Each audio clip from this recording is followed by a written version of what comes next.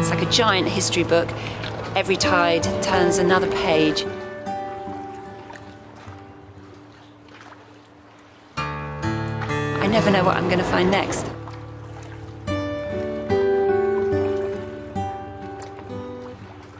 My name's Lara Maiklem. I'm a mudlark on the River Thames, which means that I go down to the river on the low tide and I look around in the mud and the shingle for history, anything that has been left behind by the previous tide. So this is a piece of medieval pottery. You can tell from the nice speckledy green glaze, and on the other side the pot itself's actually got it's quite rough and coarse and gritty, and this looks like it could even be soot from a fire. So that would be the last fire it ever cooked something in.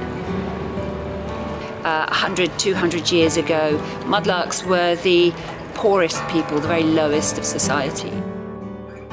Often old people and children, and the only way they could survive was to come down to the river and wade around, often without even any shoes on, looking for things that they could sell, rope or copper nails or wood or coal, anything to keep them out of the workhouse. And I'm lucky, today I get to come down here and I get to just do this as a hobby.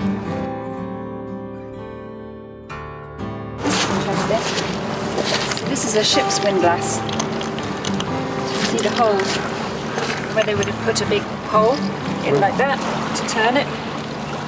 So there's one here, there's several here, and these are from the ships that were broken up here, and they were mainly Napoleonic warships. The river is obviously a dangerous place. It's tidal. The tides can come in and they can cut you off. There are deep patches of mud you have to watch out for. You do get hypodermic syringes, you get the outfall from sewers. I wear gloves, always wash my hands. You also need a permit to go mudlarking from the PLA, the Port of London Authority. It's illegal to go mudlarking without a permit now. And there are places where you're not allowed, scheduled monuments. You can't just come down here and just give it a go. You have to be aware of the restrictions and you have to be aware of the safety aspects as well.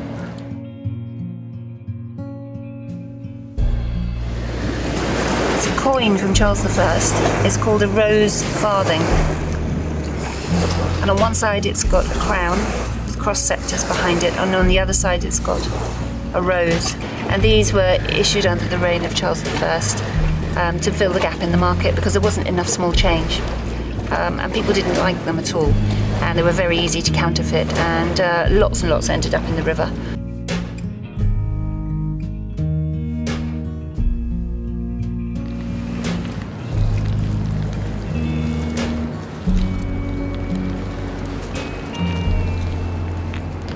There's the heel, just there. There's the inner sole. You can actually see the shape of the heel, the person's heel, where they would have stood, and the shape of the shoe. And it's handmade. And I don't know how old that could be. That could even be 17th, 18th century. Goodness knows what's happened to the rest of it. It might still be in the hole.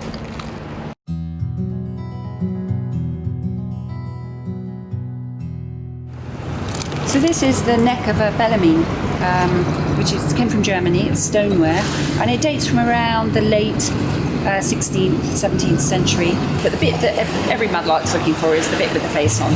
And they were imported, sometimes filled with wine from Germany, sometimes empty. And they were used in homes and taverns all over London.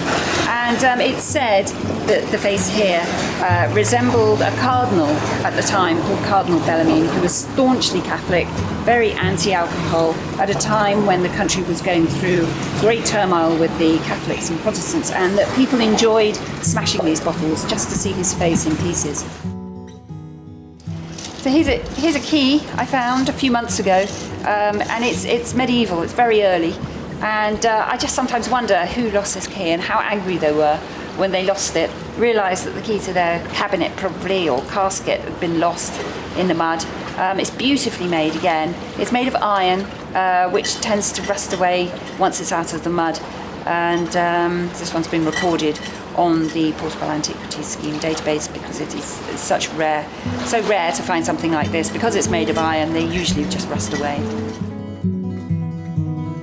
I think really the number one attraction for me is the peace and quiet. London's such a frantic, frenetic city, and flowing right through the middle of it is just this ribbon of tranquility, and you can get away from the crowds in seconds, and you're in another world. It's a place where there's nature, and there's history beneath your feet, and I'm fascinated by history. You know that you pick up that pottery shard, you're the first person in 500 years to pick it up. That's a real connection with history. It really is the closest thing to time travel that I can imagine, and that's what fascinates me.